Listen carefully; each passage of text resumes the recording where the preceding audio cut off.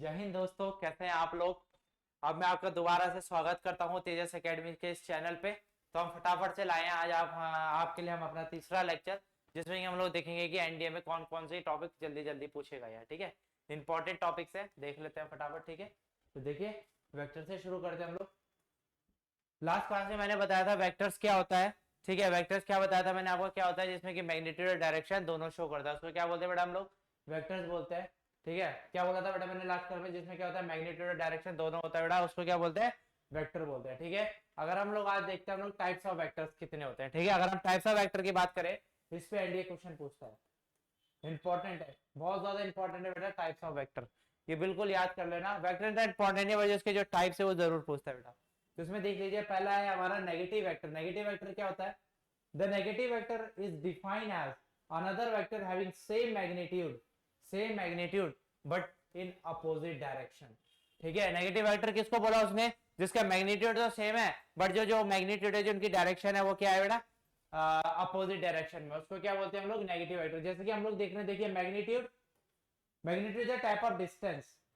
ये ध्यान रखिएगा, हम लोगों को, आप लोगों को ध्यान रखना है कि जो मैग्नीट्यूड है वो क्या एक तरह की डिस्टेंस है, जिसको कि हम लोग क्या बोलते हैं, मैग्नीट्यूड बोलते हैं। और जिस दिशा में ये जाएगा उसको हम लोग क्या बोलते हैं बेटा, डायरेक्शन बोलते हैं। तो मैंने यही बोला कि जो मैग्नीट्यूड है, जो इन दोनों की लेंथ है, लेंथ जो इनका डिस्टेंस है या लेंथ है, इन दोनों की जो डिस्टेंस है लेंथ है वो क्या है बेटा, सेम है, बट इनकी डायरेक्शन दोनों की क्या आप लोग देख सकते हैं, अपोजिट है। तो इसको हम लोग क्या बोलते हैं, नेगेटिव वेक्टर बोलते हैं। ठीक है, अब हम बात करते हैं इक्वल वेक्टर की। तो इक्वल वेक्टर क्या होता है, टू और more vector are said to be equal if they have same magnitude and direction.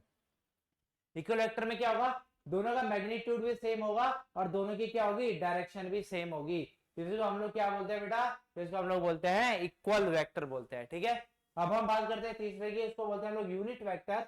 Unit vector क्या है, जिसमें कि जो वेक्टर है क्या है, जो ए वेक्टर है उसको हम किससे डिवाइड करेंगे, उसके मैग्नीट्यूड से डिवाइड करेंगे। ए वेक्टर को हम किससे डिवाइड करेंगे बेटा, उसके मैग्नीट्यूड से डिवाइड करेंगे ऐसे। इसको हम लोग क्या बोलते हैं बेटा, इसको हम लोग बोलते हैं यूनिट वेक्टर। ठीक है, तीन तरह के वेक्टर हो गए, नेगेटिव हो गया, इक्वल हो गया, यूनिट हो गया। नेगेटिव में क्या था, मैग्नीट्यूड तो सेम था बट डायरेक्शन डिफरेंट थी। इक्वल में क्या था, मैग्नीट्यूड भी सेम है, डायरेक्शन भी सेम है। और यूनिट वेक्टर में क्या है, जो हमारा क्या है, जो वेक्टर क्वांटिटी हमने उसको किसे डिवाइड करा, उसके मैग्नीट्यूड से डिवाइड कर दिया बेटा। ठीक है, ये तीन वेक्टर है, बहुत ज्यादा इंपॉर्टेंट है। आइए आगे चलते हैं हम लोग। अब हम लोग बात करते हैं बेटा सर्कुलर मोशन की, किसकी, सर्कुलर मोशन। देखिए सर्कुलर मोशन क्या होता है, जब कोई भी ऑब्जेक्ट या कोई भी बॉडी एक सर्कुलर पाथ पे घूमेगी, कॉन्टिन्यूस एक यूनिफॉर्म मोशन में सर्कुलर पाथ पे घूमेगी, तो उसी को हम लोग क्या बोलते हैं बेटा, सर्कुलर मोशन बोलते हैं। ठीक है, क्या बोलते हैं, सर्कुलर मोशन। देख लेते हैं, when an object move circular path with a constant speed then the motion of the object is said to be uniform motion. जब कोई ऑब्जेक्ट एक यूनिफॉर्म मोशन या कांस्टेंट स्पीड पे किसी सर्कल का चक्कर लगाएगा, ऐसे किसी भी सर्कल का चक्कर लगाएगा, तो इसी को क्या बोलेंगे हम लोग, सर्कुलर मोशन बोलेंगे। सर्कुलर मोशन में किसी भी ऑब्जेक्ट का सर्कल में चक्कर लगाना।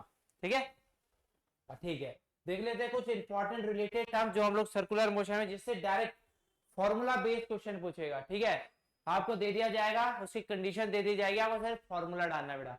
तो देखते हैं हम लोग, पहले हमारा एंगुलर डिस्प्लेसमेंट क्या है बेटा, पहले हमारा एंगुलर डिस्प्लेसमेंट। देखिए ये है ना डायग्राम।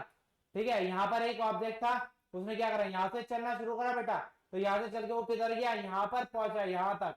ठीक है, और ये क्या है, उसका रेडियस है बेटा। ठीक है, तो इसमें है क्या, देखते हैं, the angle turned by an object moving in a circular path from some reference line is called angular displacement। अगर कोई ऑब्जेक्ट एक रेफरेंस पॉइंट से चलता है और जहां पर वो रुकता है, जो जो बीच का जो डिस्प्लेसमेंट है, जो वो शॉर्टेस्ट डिस्टेंस है वो, और जो उसने रेफरेंस पॉइंट पॉइंट ओ से माना है, जो उन दोनों के बीच में जो ये एंगल थीटा बन रहा है, इसी को हम लोग क्या बोलते हैं बेटा, डिस्प्लेसमेंट बोलते हैं। क्या बोलते हैं, एंगुलर डिस्प्लेसमेंट। मतलब जब कोई बंदा डिस्प्लेसमेंट शो करे और क्या बनाए, एंगल बनाए। ठीक है, तो उसको हम लोग क्या बोलते हैं, एंगुलर डिस्प्लेसमेंट बोलते हैं। इसका हम लोग फॉर्मूला देख लेते हैं। एंगुलर डिस्प्लेसमेंट को हम लोग किससे डिनोट करते हैं, थीटा से डिनोट करते हैं। ठीक है, ये होता है हमारा length of arc upon radius of the circle. जो ये आर्क की जो लेंथ है, ये वाली बेटा, this is arc, length of arc. ठीक है, जो ये आर्क की लेंथ है ये, और रेडियस ऑफ सर्कल ये वाला, ये वाला। ये वाला रेडियस ऑफ सर्कल, ठीक है। इसको हमने क्या बोला, एंगुलर डिस्प्लेसमेंट। तो हो गया लेंथ ऑफ आर्क क्या होगी, डेल्टा एस अपॉन ये लेंथ ऑफ आर्क हो गई डेल्टा एस अपॉन रेडियस को क्या लिख दिया हमने, आर लिख दिया बेटा। इसको हम लोग क्या बोलते हैं, एंगुलर डिस्प्ले। इंपॉर्टेंट है बेटा, बहुत ज्यादा पूछ लेते हैं क्वेश्चन में, ठीक है। आइए आगे बढ़ते हैं। आगे हम लोग देखते हैं एंगुलर वेलोसिटी। पीछे क्या पढ़ा था हमने, एंगुलर डिस्प्लेसमेंट, और इसमें क्या पढ़ते हैं, एंगुलर वेलोसिटी। देखिए एंगुलर वेलोसिटी क्या होता है। Angular velocity of an object in a circular motion is defined as the time rate of change of its angular displacement. जो वो एंगुलर डिस्प्लेसमेंट का जो वो रेट चेंज करेगा, जिस टाइम से बोलो वो चेंज होगा, उसी को हम लोग क्या बोलेंगे, एंगुलर वेलोसिटी। क्या था पीछे देखो, ऐसा था, कोई ऑब्जेक्ट यहाँ पर ओ पे था, ठीक है, उसने यहाँ से चलना शुरू करा, यहाँ पर पहुंचा, ठीक है। क्या था हमारे पास डेल्टा एस, ये क्या था रेडियस था, और ये क्या था थीटा एंगल था बेटा, यही था ना। तो क्या हुआ, जिस रेट से इसने क्या करा, ये एंगुलर डिस्प्लेसमेंट को चेंज करा, उसी को हम लोग क्या बोलते हैं बेटा, एंगुलर वेलोसिटी बोलते हैं। बात क्लियर है। वेलोसिटी है तो क्या बोलते हैं हम लोग, वेलोसिटी किस टाइप की क्वांटिटी है बेटा, वेक्टर क्वांटिटी। क्या है वेलोसिटी, वेक्टर क्वांटिटी है। चलिए देखते हैं इसका फॉर्मूला, एंगुलर वेलोसिटी ओमेगा से हम लोग इसको डिनोट करेंगे। ओमेगा क्या होता है, एंगुलर डिस्प्लेसमेंट अपॉन टाइम। तो क्या हो गया, displacement upon change in displacement upon change in time. और एक if the time period of uniform circular motion is T, अगर जो ये यूनिफॉर्म सर्कुलर मोशन पे जो एक चक्कर मार रहा है, अगर इसका टाइम पीरियड टी है, देन जो इसकी एवरेज एंगुलर वेलोसिटी होगी वो क्या होगी बेटा, omega equal to 2 pi by T होगी, ठीक है। एंगुलर वेलोसिटी क्या लिखते हैं, ओमेगा लिखते हैं, तो ये क्या हो जाएगा, 2 पाई बाय टी हो जाएगा। और हमें पता है, हमें क्या पता है कि जो फ्रीक्वेंसी होती है वो क्या होती है बेटा, 1 अपॉन टाइम पीरियड होती है बेटा। जो फ्रीक्वेंसी होती है वो क्या होती है, 1 अपॉन टाइम पीरियड होती है। तो हमारे में पता है, तो हम इसकी जगह क्या लिख देंगे बेटा, 1 अपॉन इसकी जगह क्या लिख देंगे हम लोग, 2 पाई एफ लिख देंगे। क्या लिख लेंगे बेटा, ओमेगा क्या हो जाएगा, 2 पाई एफ हो जाएगा, ठीक है। 2 पाई और 1 अपॉन टी हमारे पास था, तो क्या हो जाएगा, फ्रीक्वेंसी होती है 1 अपॉन टी, तो हमने 1 अपॉन टी की जगह क्या लिख दिया, 2 पाई एफ लिख दिया। दो फार्मूला बने, एक फार्मूला हमारे पास ये वाला बना, एक फार्मूला हमारे पास ये वाला बना, एक फार्मूला ये वाला बना, ठीक है। जब फ्रीक्वेंसी गिवन हो तो 2 पाई एफ लगाएंगे, और जब 2 पाई और टी गिवन हो तो हम लोग ओमेगा 2 पाई बाय टी लगाएंगे। इतना क्लियर है, ये बिल्कुल ध्यान रखिएगा आप लोग। भाई आगे चलते हैं। अब हम लोग बात करते हैं बेटा सेंट्रीपिटल फोर्स की। किसकी बात करते हैं हम लोग, सेंट्रीपिटल फोर्स की बात करते हैं। तो ये होता क्या, देखते हैं। सेंट्रीपिटल फोर्स होता क्या है, centripetal force is that force which required to move an object along the radius and towards center। अगर कोई ऑब्जेक्ट सेंटर पे बेटा और उसने यहाँ से घूमना शुरू करा, तो इसी पाथ को वो फॉलो करे, अपना पाथ ना भटके, ना वो इधर जाए, ना वो इधर जाए, ना वो इधर जाए, ना वो इधर जाए। ये अंदर की तरफ ये फोर्स लगता है बेटा। सेंट्रीपिटल फोर्स क्या किस तरफ लगता है, अंदर की तरफ लगता है, टुवर्ड्स द सेंटर लगता है, जिसकी वजह से कोई भी ऑब्जेक्ट एक सर्कुलर पाथ पे घूमता रहता है। उसको हम लोग क्या बोलते हैं, सेंट्रीपिटल फोर्स। कहां लगता है ये, इनवर्ड्स लगता है, ठीक है, टुवर्ड्स सेंटर। कहां लगता है ये, टुवर्ड्स सेंटर। ये ध्यान रखेंगे, बहुत इंपॉर्टेंट है। इसका फॉर्मूला क्या होता है, M V square upon R. क्या होता है बेटा, M V square upon R होता है, ठीक है। और M omega square upon R होता है। ये ध्यान रखेंगे हम लोग, ये पूछा जाता है, ठीक है। आइए आगे चलते हैं। आगे हम लोग बात करते हैं सेंट्रीपिटल एक्सेलरेशन। हमने पीछे क्या पढ़ा था, सेंट्रीपिटल फोर्स पढ़ा था। अब हम लोग बात करते हैं सेंट्रीपिटल एक्सेलरेशन की। देखिए क्या होता है, acceleration acting on the object undergoing uniform circular motion is called centripetal acceleration. अब जिस एक्सेलरेशन से, अगर कोई ऑब्जेक्ट यहाँ पर है, उसने ऐसे घूमना शुरू करा, तो जिस एक्सेलरेशन से सर्कुलर पाथ पे घूमेगा, ठीक है, और कौन सा फोर्स लगेगा इस पे, सेंट्रीपिटल फोर्स अंदर लगेगा और सेंट्रीपिटल एक्सेलरेशन बाहर लगेगा। ऑब्वियस सी बात है, ठीक है। तो जिस एक्सेलरेशन से किसी सेंटर के थ्रू क्या करेगा, कोई ऑब्जेक्ट सर्कल का चक्कर लगाएगा बेटा, उसको हम लोग क्या बोलेंगे, सेंट्रीपिटल एक्सेलरेशन बोलेंगे, ठीक है। एक पॉइंट और देख लीजिए, it always act on the object along the radius towards the centre of the circle. तो देखो सब सेंट्रीपिटल एक्सेलरेशन से सिंपल सी बात है, सेंट्रीपिटल फोर्स भी लगेगा। और सेंट्रीपिटल फोर्स कहां बताया था मैंने, कहां लगेगा बताओ, मैंने बोला था सेंट्रीपिटल फोर्स कहां लगेगा, टुवर्ड द सेंटर लगेगा, ठीक है। कहां लगेगा, ये टुवर्ड द सेंटर लगेगा, ठीक है। तो जो इसका फॉर्मूला होता है वो क्या होता है बेटा, एक्सेलरेशन होता है वी स्क्वायर अपॉन आर और ओमेगा स्क्वायर आर, ठीक है। इंपॉर्टेंट है, ये ध्यान रखिएगा। नेक्स्ट चलते हैं हम लोग, सबसे इंपॉर्टेंट प्रोजेक्टाइल। दो क्वेश्चन पूछ रहे थे प्रोजेक्टाइल पे। तो देखिए प्रोजेक्टाइल को जानने से पहले हमें पता होना चाहिए कि हॉरिजॉन्टल प्रोजेक्टाइल क्या होता है। हमें क्या पता होना चाहिए, हॉरिजॉन्टल प्रोजेक्टाइल क्या होता है। देखिए तो जो डायग्राम है, ये हमारे पास एच हाइट है, ठीक है, ओके, ये हमारे पास u1 है, u1, ये u1 है, ठीक है बेटा।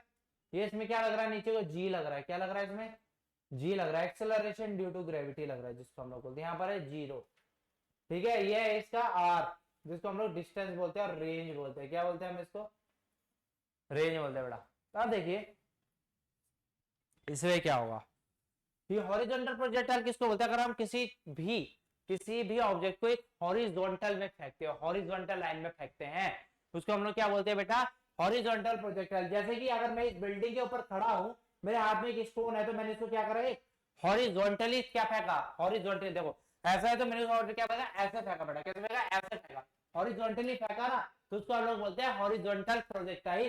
तो इसमें एक इंपॉर्टेंट चीज क्या है कि जो हॉरिजॉन्टल, जब हमने कोई स्टोन को रिलीज करा, अगर हमने किसी स्टोन को रिलीज करा, तो यहां पर जो इसकी इनिशियल वेलोसिटी थी, जब हमने फेंका, फेंकने के बाद जो इसकी वेलोसिटी थी वो क्या थी, मैक्सिमम, क्या थी बेटा, मैक्सिमम थी। और जो एक्सेलरेशन ड्यू टू ग्रेविटी होगा वो क्या हो जाएगा, मिनिमम हो जाएगा। ये बात याद रहेगी कि जब हमने स्टोन को थ्रो करा, तो उसमें इनिशियल वेलोसिटी जो थी वो क्या हो जाएगी, मैक्सिमम थी u, और जो ग्रेविटेशन था, जो एक्सेलरेशन ड्यू टू ग्रेविटी था, वो क्या हो जाएगा आपका, मिनिमम हो जाएगा। इट मींस इनिशियल पोजीशन पे जो u था वो मैक्सिमम था और जो g था वो मिनिमम था। ये चीज ध्यान रखिएगा बेटा, क्योंकि g जब लगेगा, जब हम किसी वेलोसिटी से किसी ऑब्जेक्ट को फेंकेंगे हॉरिजॉन्टली वे में, तो क्या होगा, उसकी जो वेलोसिटी की तो ज्यादा होगी, बट जो g होगा वो क्या लगेगा, कम लगेगा।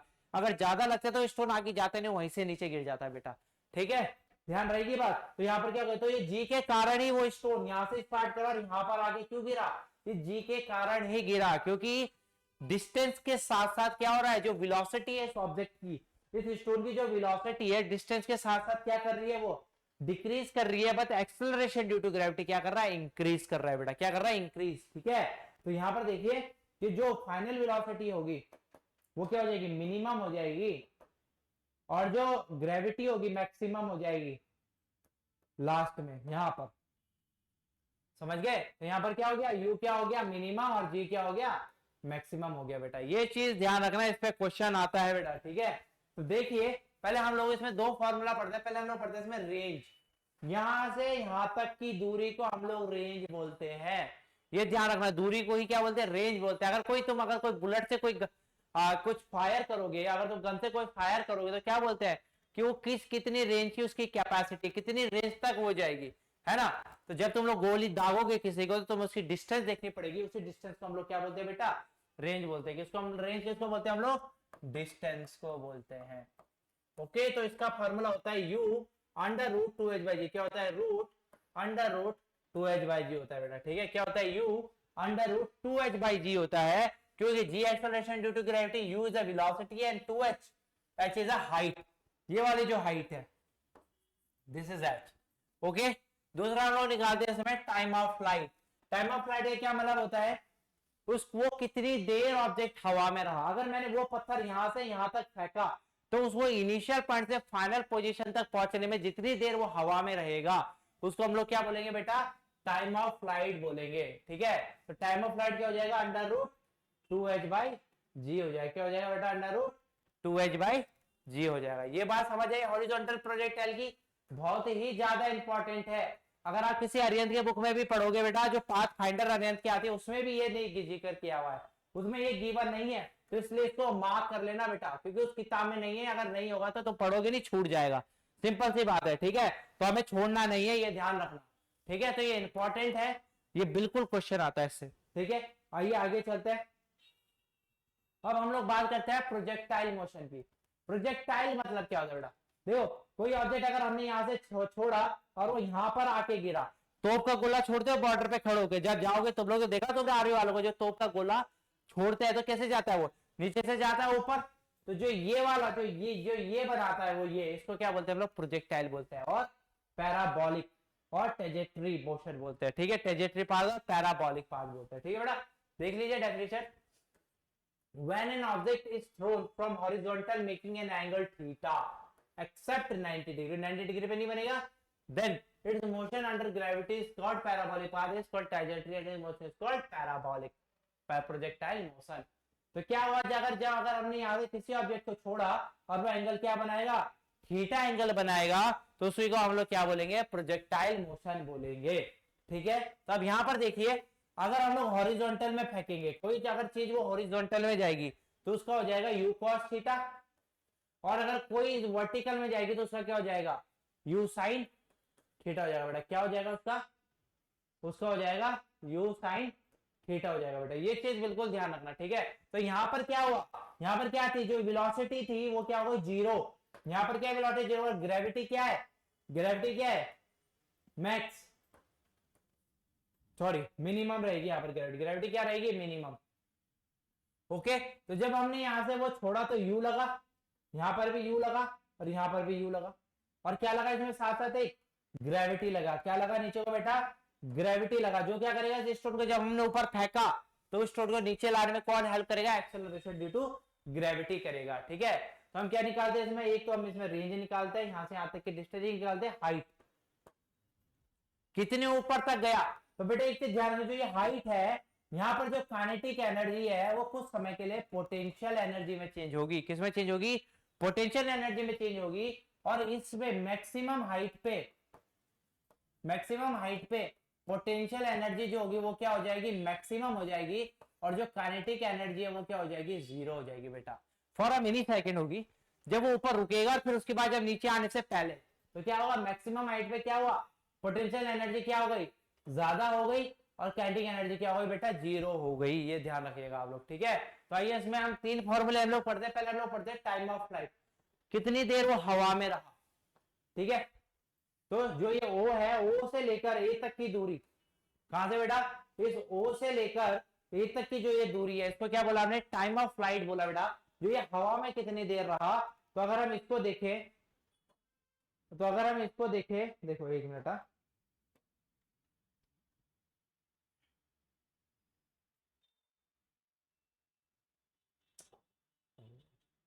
हाँ देखिए हम देखे, एक बार मैं बता देता हूं आपको। तो अगर हम इसको देखें, ठीक है, तो इसमें क्या हुआ, पहले हम क्या निकालेंगे, टाइम ऑफ फ्लाइट, कहां से लेकर, ओ से लेकर ए तक की दूरी, वो यहां से लेकर यहां तक कितनी देर हवा में रहा, इसको बोला हमने टाइम ऑफ फ्लाइट। उड़ने में कितना था, तो ये होता है हमारा 2u sin थीटा अपॉन जी। अब सर sin थीटा क्यों आया, क्योंकि ये कैसे गया बेटा, देखो पहले गया ये वर्टिकल, उसके बाद ये हॉरिजॉन्टल, तो जितना ये वर्टिकल गया उसको उड़ने में तो पहले वर्टिकली ज्यादा पड़ा ना, तो जो उड़ने के लिए जो वर्टिकली गया, इसलिए हमने इसको बोला t equal to 2u sin theta upon G. ठीक है, इंपॉर्टेंट है, इसको देख लेना। आइए अगला चलते हैं हम लोग। अब हम लोग बात करते हैं मैक्सिमम हाइट कैसे निकालते बेटा। मैक्सिमम हाइट, जब मैंने ये प्रोजेक्टाइल मोशन बनाया था, ये मैंने बनाया था, तो जो ये वाली जो मैंने हाइट बोली थी, ये थी हमारी मैक्सिमम हाइट, और ये क्या थी, रेंज। ठीक है, तो ये क्या था, साइन थीटा है ना, मैक्सिमम हाइट क्या है, साइन थीटा। तो क्या हो जाएगा इसका, it is given by H, क्या हो जाएगा, you square sine square theta upon 2g। But उसको हम कैसे लिखते हैं, अगर थीटा क्या हो, 90 डिग्री, अगर थीटा क्या हो बेटा, 90 डिग्री हो, तो उसमें क्या हो जाएगा, यू स्क्वायर अपॉन 2g। क्या हो जाएगा इसका, यू स्क्वायर अपॉन 2g हो जाएगा। ये ध्यान रखिएगा आप लोग। ठीक है, अब हम लोग बात करते हैं रेंज। रेंज में डिस्टेंस और लेंथ, ये दो चीजें हैं। ठीक है, ये वाली, ये है लेंथ। ठीक है, ओ से लेकर ए पॉइंट, देखिए ओ से लेकर ए पॉइंट तक, तो इसमें क्या है, रेंज क्या होता है, U square sine 2 theta upon G. But अगर एंगल 45 होगा थीटा, तो क्या हो जाएगा, R equal to U square upon G हो जाएगा बेटा। ठीक है, ध्यान हो गई, इतनी बात समझ आई आप लोगों को। ठीक है, बहुत बढ़िया। आइए आगे चलते हैं हम।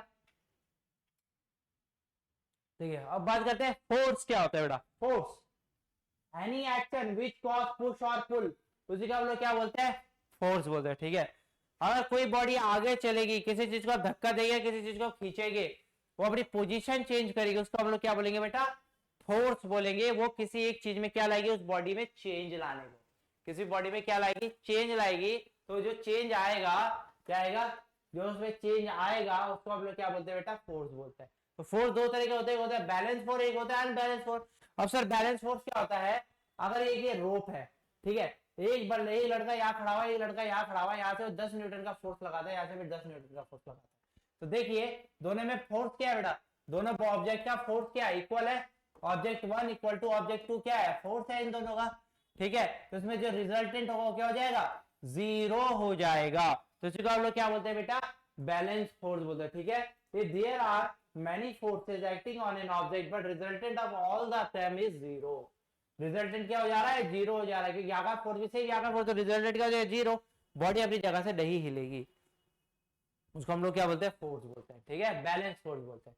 अब बात करते हैं अनबैलेंस फोर्स। तो देखिए दोबारा से, एक रोप है हमारे पास, ऑब्जेक्ट 1 ऑब्जेक्ट 2, ठीक है, ऑब्जेक्ट 1 है, ये क्या है, ऑब्जेक्ट 2 है। यहां से लगाए थे 10 न्यूटन का फोर्स, यहां से लगाए थे 20 न्यूटन का फोर्स। तो क्या हुआ, ये आदमी इधर जाके गिरेगा कि नहीं गिरेगा, इधर जाके गिरेगा। क्यों गिरेगा, क्योंकि इसमें क्या है, इसने क्या करा, अपना ज्यादा फोर्स लगाया, ज्यादा फोर्स बढ़ाया, जिसकी वजह से क्या वो इसकी तरफ खींच गया। टग ऑफ वॉर में क्या होता है, रस्सी खींचने वाले गेम में क्या होता है, अगर दूसरी टीम ज्यादा फोर्स लगाएगी तो वो आपके पास आके गिरेगा ना, वैसे ही हो गया, ये भी अनबैलेंस फोर्स इसी को बोलते हैं। समझ आई मेरी बात, इसको क्या बोलते हैं, अनबैलेंस फोर्स बोलते हैं। और जिसमें जो रिजल्टेंट होता है ना बेटा, वो कभी भी 0 नहीं होता। ये बिल्कुल ध्यान रखिएगा कि जो बैलेंस फोर्स होता है उसमें रिजल्टेंट हमेशा 0 होगा, बट अनबैलेंस फोर्स में रिजल्टेंट कभी भी 0 नहीं होगा, बिल्कुल ध्यान रखना। चलो आगे देखते हैं। अब बात करते हैं लोग इनर्शिया की। किसकी बात करते हैं बेटा, इनर्शिया की। ये क्या है, inertia the property of an object to resist any change in the state of motion. अगर कोई बॉडी स्ट्रेट लाइन में, स्ट्रेट पाथ पे क्या कर रही है बेटा, चल रही है, और क्या करे उस बॉडी में क्या आ जाए, चेंज आ जाए, या तो वो रुक जाए, सडनली चलती बॉडी रुक जाए, या रुकी हुई बॉडी चलने लग जाए, इसी चीज को हम लोग क्या बोलते हैं, इनर्शिया बोलते हैं, ठीक है। इसके भी 3 टाइप है, inertia of rest, inertia of motion and inertia of direction. ठीक, अब इनर्शिया ऑफ रेस्ट क्या है बेटा, जो कि किस में चेंज आए, रेस्ट में चेंज आए। कोई अगर बॉडी रुकी हुई है तो उसको चलाने में हेल्प करे, जो रेस्ट में रहने में हेल्प करे। क्या कोई बॉडी अगर रुकी है तो रुकी हुई रहने में हेल्प करे, तो क्या बोलते हैं, inertia of rest. Inertia motion क्या होता है, जो बॉडी चल रही है तो चलती रहेगी, उसकी इनर्शिया की वजह से चलेगी, ठीक है, उसको हम लोग क्या बोलते हैं, इनर्शिया ऑफ मोशन। तीसरा इनर्शिया ऑफ डायरेक्शन, मतलब जो बॉडी चल तो रही है बट वो किस डायरेक्शन में जा रही है, उसको हम लोग क्या बोलते हैं, इनर्शिया ऑफ डायरेक्शन बोलते हैं, ठीक है। आइए अगला देखते हैं। अब बात कर रहे हैं लीनियर मोमेंटम की। किसकी, लीनियर बॉडी। जब कोई ऑब्जेक्ट, जब कोई बॉडी किसी एक सीधे स्ट्रेट लाइन पे फॉलो करेगी, उसको क्या बोलते हैं, लीनियर मोमेंटम। ठीक है, the product of mass and velocity of an object is called linear. किसी भी बॉडी का mass and velocity linear momentum बताता है। देखिए लीनियर मोमेंटम पी से डिनोट करते हैं इसको, तो पी क्या हो जाएगा बेटा, पी हो जाएगा आपका मास इंटू वेलोसिटी। उस बॉडी का मास और इस बॉडी की वेलोसिटी कितनी है वही बताएगी आपको उस बॉडी का मोमेंटम कितना है। तो ये क्या एक तरह की वेक्टर क्वांटिटी है, और जिसकी यूनिट है वो क्या है, KG per metre second, KG metre second, ठीक है, ये ध्यान रखना। अब हम लोग बात करते हैं न्यूटन लॉ ऑफ मोशन की। न्यूटन के 3 लॉ थे। पहला लॉ हम लोग फटाफट डिस्कस करते हैं। क्या बोलता है वो, कि अगर कोई बॉडी चल रही है तो चलती रहेगी, और कोई बॉडी रुकी हुई है तो रुकी रहेगी। कब तक, जब तक उस पर कोई भी एक्सटर्नल फोर्स अप्लाई नहीं होता तब तक, ठीक है। क्या बोला मैंने, any object remain in the state of rest और in a uniform motion along a straight line until it's completed to change the state by applying the external force। अगर कोई बॉडी चल रही है तो चलती रहेगी, रुकी है तो रुकी रहेगी। कब तक रुकी रहेगी, कब तक चलती रहेगी, जब तक उस पर कोई भी भारी फोर्स आके नहीं लगता तब तक। समझ गए, अगर मैं चल रहा हूं कोई मुझे आके रोकेगा तभी ना जी मैं रुकूंगा। वैसे अगर मुझे चलना है तो कोई मुझे धक्का देगा या मैं फोर्स लगाऊंगा तभी तो मैं मोशन में आऊंगा। इसी चीज को हम लोग क्या बोलते हैं बेटा, फर्स्ट लॉ ऑफ मोशन बोलता है न्यूटन में, ठीक है। इसकी एप्लीकेशन है, इंपॉर्टेंट है, ये देख लीजिएगा। इसी से एनडीए क्वेश्चन या एनडीए हो गया, सीडीएस हो गया, और भी एग्जाम्स हो गए, उसमें सब क्वेश्चन इसी के उससे पूछते हैं। कि आप लोग सिर्फ क्या देख लीजिए, इसका एग्जाम्पल देख लीजिए। जैसे कि व्हेन अ कारपेट और a blanket is beaten with a stick. अगर हम किसी ब्लैंकेट को देखा है कभी कभी घर में क्या करती है मम्मियां, अब गर्मी आने लग गई, अब क्या करेगी, धूप में कपड़ा सुखाएगी ना सर्दियों का, तो उसमें क्या करेगा, धूल मिट्टी होगी, तो क्या करते हो तुम लोग छोटे छोटे बच्चे, वो लेके क्या बोलते हैं, डंडा लेके उसको बीटते हो, मारते हो ना, तो क्या होता है, धूल उड़ती है बेटा। क्या उड़ती है, धूल उड़ती है। क्यों, इसका क्या मतलब हुआ धूल उड़ने का, कि क्योंकि जो डस्ट पार्टिकल उस समय जब थे, जब मम्मी ने रजाई धूप में सुखाई थी तो रेस्ट पे थे, जब हमने उसको मारा, उसको डंडे से पीटा, तो वो जो रेस्ट में पोजीशन तो किस में आ गए बेटा, मोशन में आ गए, ठीक है। तो इन्हीं पे बस आपको इसका एग्जाम्पल पता होना चाहिए, कौन सा न्यूटन कौन सा लॉ लगे वो पता होना चाहिए, आपका क्वेश्चन बन जाएगा। ठीक है, आइए अगला देखते हैं। सेकंड लॉ की बात करते हैं। सेकंड लॉ क्या बोलता है कि जो motion state that rate of change of momentum, क्या rate of change of momentum वो किसके डायरेक्टली प्रोपोर्शनल होगा बेटा, वो किसके प्रोपोर्शनल होगा, अप्लाइड एक्सटर्नल फोर्स के प्रोपोर्शनल होगा। तो क्या हो जाए, F is directly proportional to M और पी। ठीक है बेटा, ये आगा न्यूटन का सेकंड लॉ ऑफ मोशन। अगर मोमेंटम बढ़ेगा तो फोर्स भी बढ़ेगा, या फिर फोर्स बढ़ेगा तो मोमेंटम भी बढ़ेगा, और अगर मोमेंटम घटेगा तो फोर्स भी घटेगा, या फिर फोर्स भी घटेगा तो मोमेंटम भी घटेगा। इसलिए इसको बोलते हैं प्रोपोर्शनल साइन है ये। ठीक है, बट टाइम के साथ साथ विद रिस्पेक्ट टू, अगर टाइम देखा जाए बेटा तो जो फोर्स है टाइम के साथ, अगर टाइम बढ़ेगा तो फोर्स क्या होगा, देखो टाइम बढ़ेगा तो फोर्स घटेगा, और फोर्स बढ़ेगा तो टाइम घटेगा, ये ध्यान रखना। ठीक है, ये चीज पता होनी चाहिए। इसकी भी एप्लीकेशन है। देखो क्रिकेट प्लेयर मूव्स, देखो क्या होता है, मैच खेलते हैं तो क्या होता है उसमें, जब बैट से बॉल लगती है तो क्या करते हैं, एक प्लेयर बॉल को कैच करता है और उसका हाथ पीछे को जाता है। क्यों जाता है, क्योंकि उसका जो मोमेंटम है वो इतना, बॉल का जो मोमेंटम है वो क्या होता है, ज्यादा होता है। उसको कंजर्व करने के लिए वो क्या करता है, हाथ पीछे लेके जाता है। ये बात समझ आई। चलिए अगला लॉ देखिए।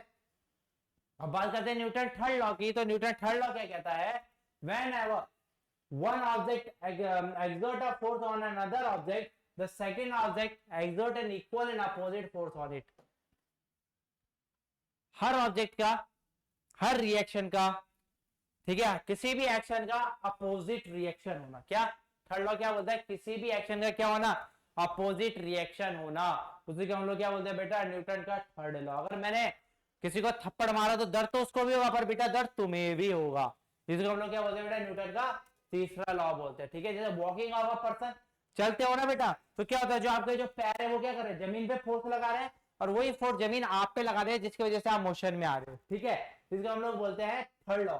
दूसरा recall of a gun, gun हाथ में अगर आप शूट करोगे तो क्या होता है, पीछे को झटका लगता है ना, अगर आप शूट करते हो पीछे को झटका लगता है ना, क्यों लगता है, क्योंकि जितना आपने एक्शन दिया उतना ही उसपे क्या आपको अपोजिट उतना ही रिएक्शन भी आया।